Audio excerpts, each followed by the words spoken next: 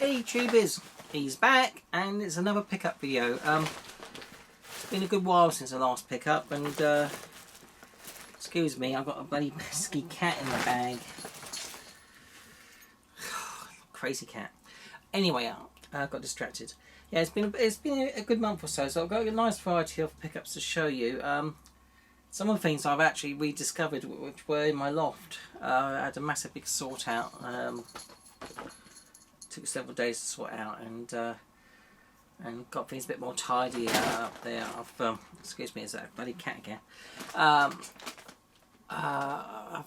discovered I had some original Star Wars figures which I thought I would lost, but I haven't, and they're all boxed, and I need to clean them up, and I might show them in another future pickup video. And basically, I got tons of Halo figures and King Kong merchandise and lots of figures for also there was Doctor Who figures and Buffy the Vampire Slayer, quite a few PlayStation related ones like Resistance 4 of Man, some quite uncommon early Call of Duty figures, and also a few Resident Evil figures, and all the Bioshock figures that came out for the first two games as well.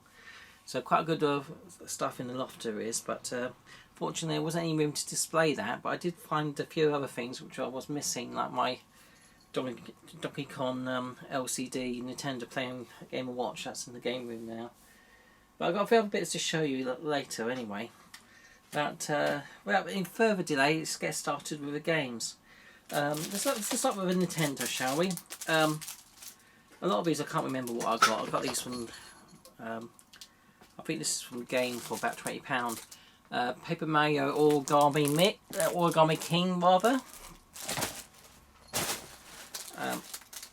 Stormwind EX. This finally came. Got this from Pixel Love Games. I've got this on the Dreamcast and everything, so it's nice to have that on a more modern console. This game was got good reviews. Again, it was quite cheap. I think I got it for about £17 mark off game. And it's a Sea of Solitude Director's Cut, and it comes with a little, I think it's a little sticker as well inside there. But it's a really interesting game. It reminds me a bit of Shadow Colossus, that sort of theme. Pikmin 3 Deluxe. Again, I think that's about a £25 mark from game. Under 20 Lego Jurassic World. About the same money. Spyro Reignited Trilogy. I think actually I got that from Argos. I had some, my vouchers again, so I think that was next to nothing. That says internet download required. Unfortunately, you don't get all the games on one cartridge. Shame, really. From the NIS NIS America European store, I got Disgaea 4 and Disgaea 6. They were quite cheap. They were about £25 mark each. Even after import duties and shipping from Europe, which is a bit of a bugger nowadays. Got this from Amazon. Pokemon Legends Arceus. Comes with a steel book. That was retail. And that comes with a little special Pokeball. Sort of a little primitive ancient one.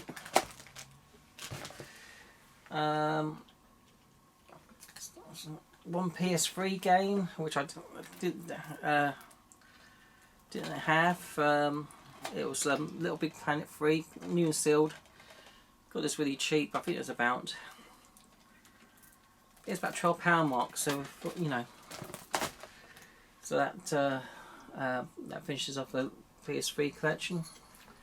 Some merch from the Sega store. Got a nice Sega Saturn bottle and some Sega Saturn pins. Also got some Dreamcast merch which I haven't got with me right now, which I have to show you guys later.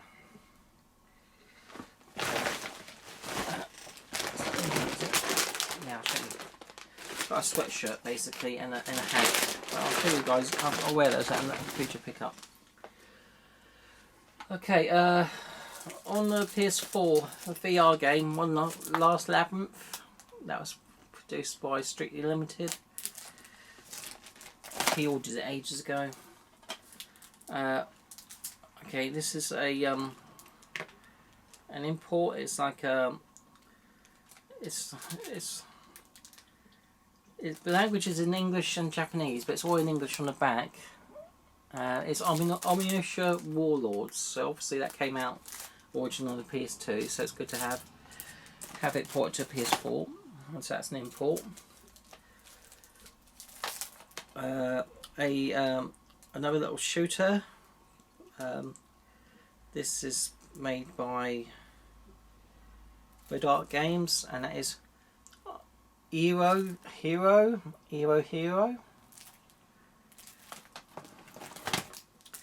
Like, this game's unusual. I got it for about £15 mark. It is technically it's online only, but there is like a training demo which lasts about, I don't know, five minutes, which you can play offline. So that is Predator Hunting Grounds.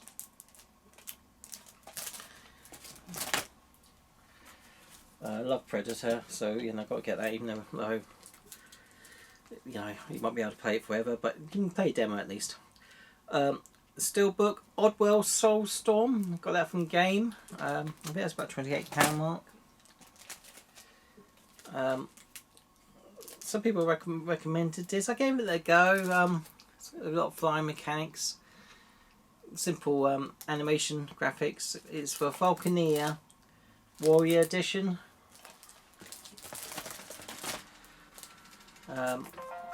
Excuse me, that's a printer coming on. It's on timer. A Worms game, Worms Rumble Fully Loaded Edition, which comes with all the DLC and stuff. Unfortunately, that's online multiplayer only, so it's more of a, again, another one for a collection. Alright, Mech Warriors 5 Mercenaries. I think the first Mech Warriors games was, I think it was the first or second, or I can't remember, it was on the PS1. So it's nice to have it on the more modern system. Okay, I've got the collector's set of Cyberpunk 2077. Again, that was, I think that's about a £15 mark. And from again, another game from Red Art Games is another shooter. It's mostly in, it's an interesting colour palette. It seems to be orange, red, and green and grey, and that's about it really. So it's unusual as an art style. It's called Red Death, and so obviously it's, you know, the artwork's mostly red, so it's not quite as bad as playing the game on the Virtual Boy, but that's the theme anyway. It was a lot of money. I think it was about with shipping and from Europe, I think it was about £25 mark. A couple of games were NIS American again, the European store. Disgaea 4 Complete, so I double dipped on that, and also The Witcher and 100 Night 2. I had the first one, but not the second. Okay, one Wii game, Ivy Rakiri, from the creators of Sonic the Hedgehog. So, one I've been wanting to have for a long while, I don't see that often. Got a few PS2 games. Akira Psycho Ball. So it's obviously a pinball version based on Akira anime. And also I've got a Japanese import PS2 game. I think this was, I can't remember how much I paid for this. I think it was about £30 mark, could be wrong. It is Strikers 1945 1 and 2. Now, some of you more astute might say, well, that came out to the West, didn't it? As this 1945 1 and 2 of the arcade games. There are significant differences between the Western version and the Japanese version. This is like a replica of the arcade. It's got the side art on the screen, and you know, you've got more of a screen on show and display, especially for Tarte mode, whatever they call it. So this is a more of a definitive way of playing it, truer to the arcade.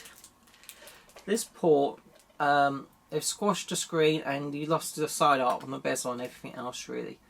So this is a much inferior way of playing it. It's a dirt cheap way of playing it because obviously you can pick this game up between £2 and £4 or whatever you can. This game is this is a version to play, and you certainly notice a difference when you play them. You put them on the same TV. It's night and day. It's really striking, really. Another PS2 game I did not have, which is on the want list, London Racer World Challenge. I think I got that from CEX. I've been waiting for that. I don't see it hardly at all.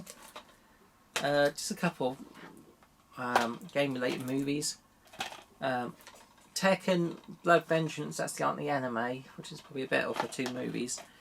And another one, Tekken 2, Kazuya's Revenge. I've heard it. I think this is really pretty terrible, but it's game related, Tekken, so why not? Ginger Hippie Gaming, Sai, he showed this in the previous video he did.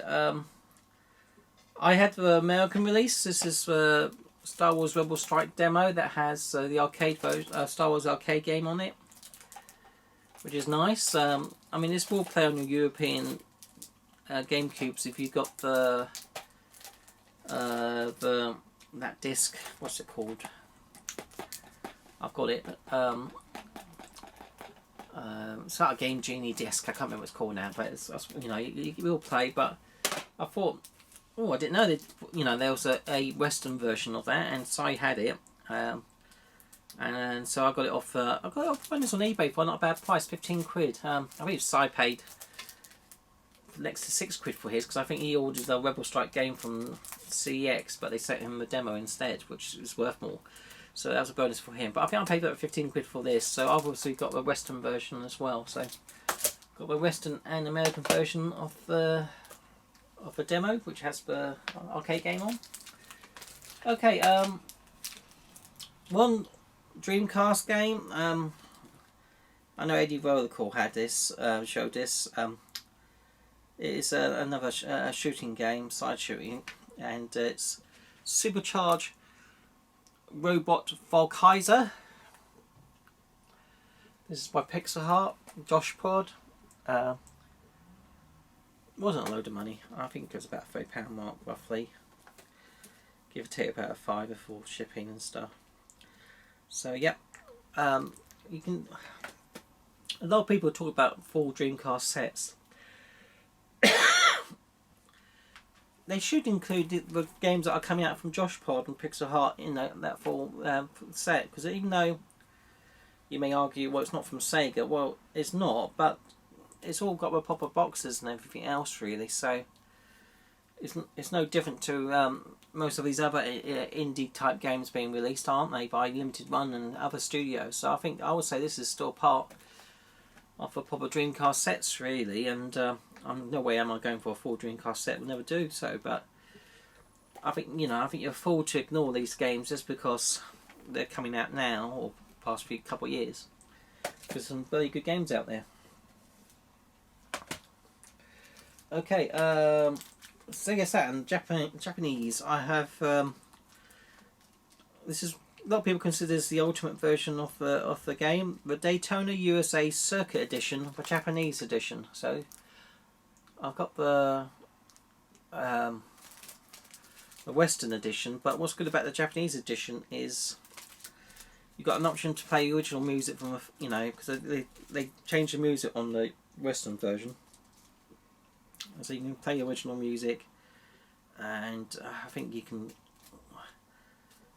I think this has definitely got 2-player on it, and it's got a few other bonuses as well, which you don't get on the Western release. And I think it's like it's like 60 Hz mode as well. I can't remember. I think there could well be. So there's a few extras and stuff on this which you don't get, and it's not a lot of money. I think it's about £20 mark. So another Saturn game. This is a reproduction which I got from what are they called? Custom Console Western Console something they're called. Can't remember. It's a shop on Etsy. If anyone's interested, just message me. And they do these really good quality reproductions of a Sega Saturn games with proper nicely printed artwork and printed discs with proper art on a disc and everything. It's really nice. So that was £9. That was Tato Chase HQ Plus, and the arcade version of the game. Really good. A reason why I went for reproduction, I think the original goes for about £100 mark, and I don't want to spend that sort of money on that game. It's it's not a bad game, but still I'd rather spend that sort of money on more for shooters and other ones really than that. So I'm quite happy with the reproduction for that. Another game, a Japanese game, Cyber Sled. This was like one of the first releases on the Western PS1, but the Western version, again, I think you're probably looking at about £30 now. It's really gone up a lot of money, really. So, the Japanese version, I got this one under a tenner, so I thought that would do me. Okay, when I was having a sort out, I come across these. It's sealed PlayStation replacement software case, and you're thinking, well, what's so special about that? Well, these are actually licensed by Sony. So you've obviously got the same Sony logo on the back, but also you've got the Sony, the PlayStation on the actual plastic bit. So it's not just a plain one, which you can get on some of the new replacement cases. So, and obviously a PlayStation around the top. So this is a proper license replacement box, sealed. And I also got a one that was open, which I just got a PlayStation Demo 1 disc in it. So I just thought, for a collection, something that you don't always see really. I don't, because obviously they get used. So I think it'll be something that will be uncommon and sought after by collectors definitely in the future. Those license replacement cases, especially sealed. Okay, going back to Saturn, there was a PAL game I got. I went to two minds whether to get this on PlayStation or Saturn. It was, I think it was about 25% cheaper on Saturn. So it's Blazing Dragons, a PAL Western version. I think I got this one for free. Okay, a couple of Mega Drive games. Top down, or side shooter actually. I thought it was top down, but it's actually more of a side shooter, I think. Gargnog shooter, set in a sort of fantasy world. And this is a classic shooting game done by the. Is there people who've done Truxton and other games? I'm trying to think of the studio. NCS? Toplan, that's it, a Toplan shooter. Hellfire. Yeah. I think I paid. I think this is about 30 or 35, and I think this was. I can't remember enough. I think it was definitely between either 18 or 20 or something like that. It was. Okay. While I was in the loft, I know I kept this all safe. It is an old Sony Ericsson phone, and you're thinking, well, what's so special about that, Nick? Well, this is the K800i, and it's one of the better phones that came out in a time. I think this came out. I think it's about 2006 time, or between 2006 and 2000. Actually, it's probably newer than that. It's probably at 2008 or 9, I would say. And what's good about this is I kept it minty neat, no scratches. It's got all the accessories that came with it. I kept a SIM card with it. The battery still works. It fully charges. And on it, I had at the time deliberately bought a lot of Java games. As we know, Java was like a primitive mobile games that you used to get in the time. This is all pre-iPhone days and Blackberries and everything else. So these games were rather basic, but there's no way of playing those these days. I don't think you can even play Java games on emulation anymore. So unless you've got the original hardware, that's the only way of playing these. And so a lot of these games have been lost to time. So some of the games I've got on here are, I've got the King Kong games that came out at the time because I'm a big King Kong fan. So so there was a King Kong movie game and also a King Kong pinball game based on the movie, which both actually quite good games actually. And there was a God of War game which played okay. There was a Ratchet and Clank game, Orcs and Elves, Assassin's Creed, a Call of Duty game, and a Silent Hill game. And so, you know, especially a Silent Hill game, it works a bit more like a point and click adventure more than anything else. A Silent Hill game. Assassin's Creed, it's really basic and painful. Really, it's, you know, imagine a more. I guess if you cross TigerGame.com with Game Boy Color, if you get if you get a hybrid of those two systems, that's what Java games are pretty much like, aren't they? They're pretty primitive, but colour. But like I said, it's a really nice way to have those games really. So I've got, you know, I kept it all mint in the box and everything else. So that's for the collection, a bit of a novelty. And while I was also in the loft, I found the couple of Game Workshop games I had in a day when I was a kid. One is this Game Workshop game called Chainsaw Warrior. As a guy with a big chainsaw taking out some zombies.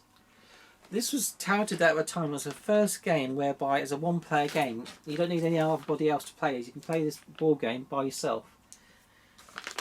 So that's all complete and minty.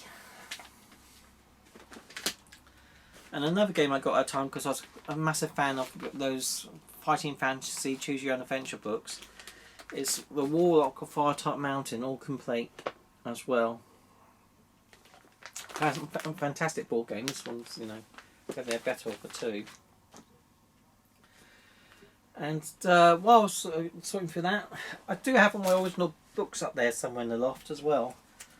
But I've got no room to bring those down. But what I did have, which I've got all nicely bagged up to keep them pristine for future, is the magazines that came out alongside those books. Now a lot of people heard of the books, but not many people knew that there were magazines, and they were called Warlock. I think they ran for a couple of years. I think it was like 84 to 86. I think they ran for. There's 13 issues in total. So there was issue 1.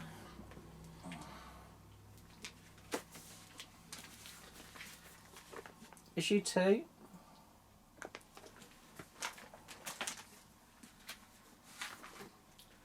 Issue 3.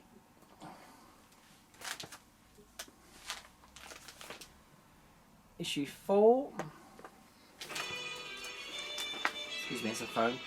Issue 5. And look at the back of that, the advertisement for Sorcery Books. Look at that artwork. Classic. Issue 6.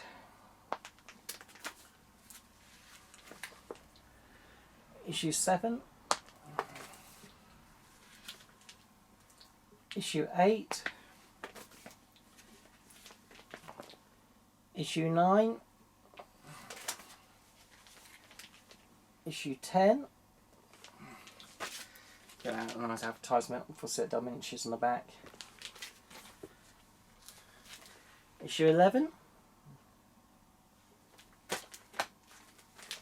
Issue 12. Look at that, advertising on the back. Warlock of Firetop Mountain ball game. Lovely. $12.95 that game was when it first came out. And last but not least, this is issue 13, but instead of calling it issue 13, they just called it the horror issue. And well, this was obviously the last issue that came out. There's a small claim to fame. In the issues, I think they started off on the 3rd or 4th issue. There was like a letter where you wrote to the, I think they called it, was it the Warlock's Quill or whatever, and you wrote to the editor who was like the Warlock type guy, and he would write back to, you know, and he would put a comment after your letter in sort of a in-character type response. And I actually wrote a letter back in, and it was published in the Warlock 11. So if you look for Nick Berry from Thetford, if you own this magazine, if you do, that's my little claim to fame. I'm actually published in Warlock magazine, so when I was a kid. So yeah. Excuse me, it's a phone going again. It's probably a wife. Who knows? Yeah, that's all my pickups for the past month or so. So nice variety, you know, and hopefully you guys may have found something of interest there. So as always, guys, you take care of yourselves, keep safe, and bye.